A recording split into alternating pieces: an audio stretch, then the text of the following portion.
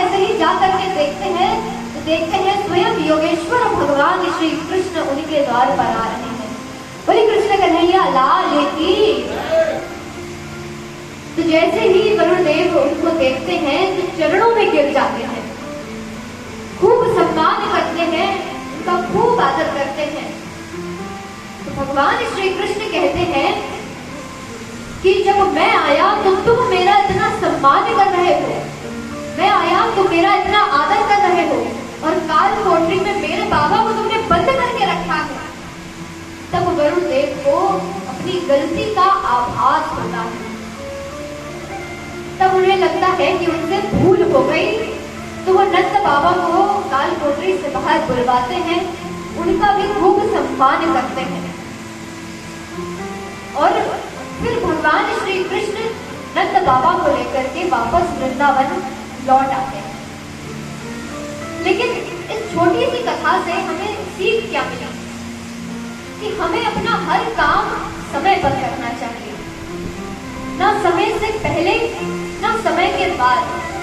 तो यह भगवान श्री कृष्ण के बाबा नंद बाबा को जब ये परिणाम देखना पड़ा तो सोचिए हमारी क्या हालत होगी।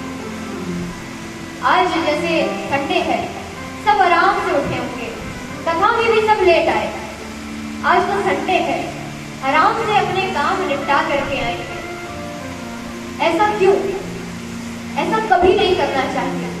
कहा जाता है कि ब्रह्म मुहूर्त यानी 3 से 5 का जो समय होता है वो ऋषि स्नान होता है, उस समय ऋषि स्नान करते हैं।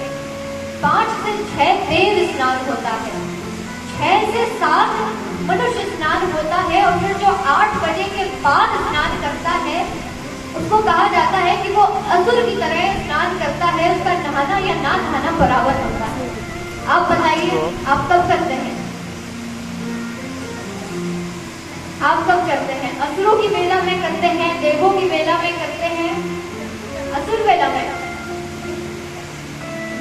मनुष्य में कर लिया करिए कम से कम। अगर आप 3 बजे नहीं, 4 बजे नहीं, 5 बजे नहीं, 7 बजे से पहले तो किया जा सकता है। लेकिन हमें क्या लगता है? हमें तो आलस आने लगता है।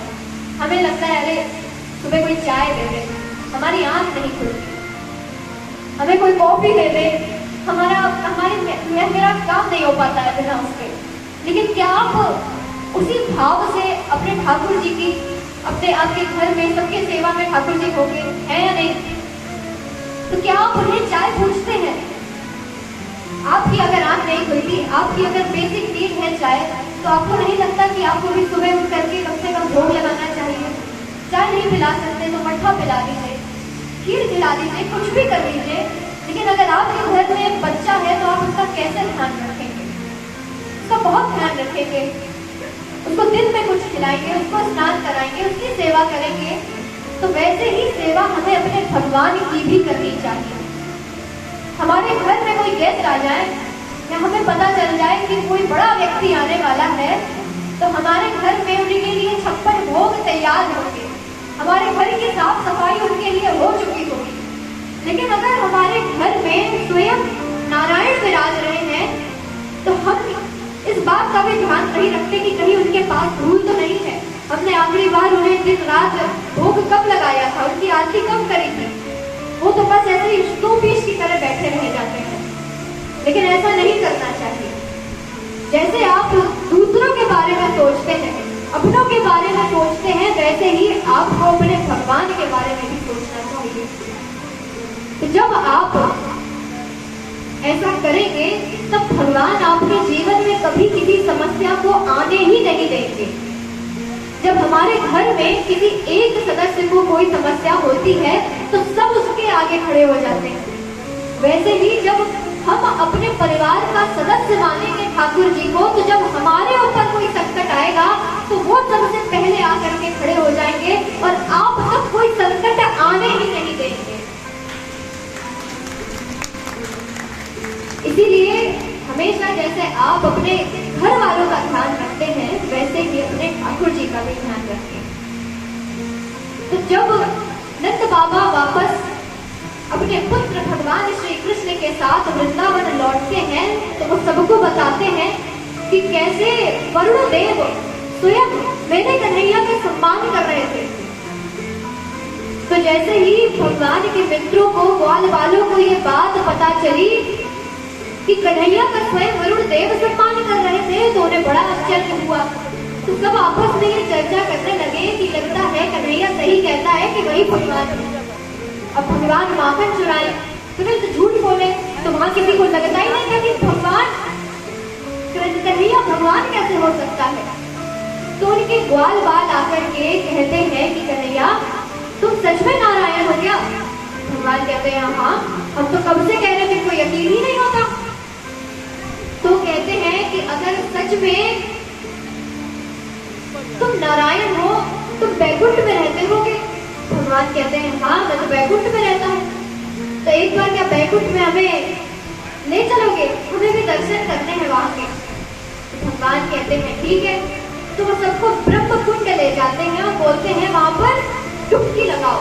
तो जैसे ही भगवान के सभी मित्र यानी ग्वाल वाल डुबकी लगाते हैं, तो डुबकी लगाते हैं वृंदावन में और निकलते हैं बैकुंठ धाम में। तो जैसे ही वो बैकुंठ में निकलते हैं तो देखते हैं किसी की 4 भुजाएं, किसी के 3 मुख, किसी के 4 मुख। तो बड़े आश्चर्यचकित रह जाते हैं कि अरे ये सब यहाँ क्या देखना पड़ रहा है, ये क्या हो रहा है।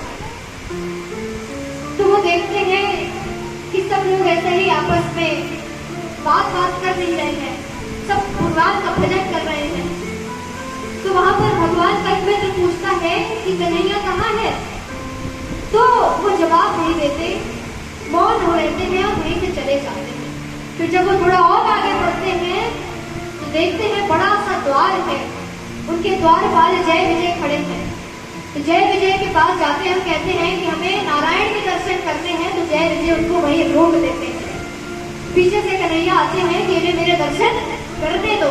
तो जैसे ही वहां के द्वार खुलते हैं तो समस्त बाल बाल बड़े से भगवान यानी विराट रूप के दर्शन करते हैं। बोले चक्रधारी भगवान की जय। वो देखते हैं शेष शैया पर भगवान लेटे हैं, लक्ष्मी जी उनके चरण दबा रही हैं, उनकी सेवा कर रही हैं।